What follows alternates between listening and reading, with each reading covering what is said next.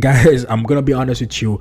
You gotta make sure, you gotta understand that as an apprentice, you don't have that many value. And this is not to be ignorant or to be, boastfully or trying to. You gotta understand as an apprentice, we all have to start somewhere.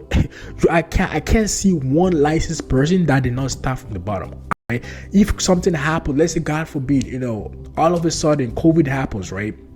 Everybody got laid off, and that's something that happened to me. One of the reasons why I decided to pursue my license was because when I graduated, like I told you guys, I could not get a job, so I went through the manufacturing route. So I worked for a manufacturing company for 3 years. I worked with them for 3 years, and within my first 3 years, I had people there that were telling me that, hey Peter, you should consider try to get an apprentice job.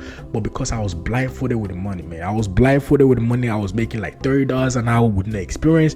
Like, I was blindfolded with money. I'm like, man, but guess what happened? When COVID happened, I literally had to start over again. I had to start over again to get my license, making from $30 an hour to making $19 an hour. You know what I mean? But then I understood, like, man, this can happen again.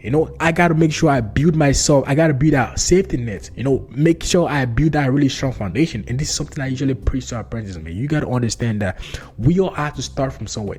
You can't be an apprentice expecting $29 an hour. Yes, are there companies paying that? Yes, there are companies paying $29 an hour.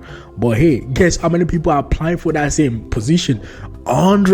Hundreds of apprentices are applying for that same position, right? You also got to understand that you're making a really, really smart investment, because yes, you start with really small salary, you're making, let's say, I don't know, $20 an hour.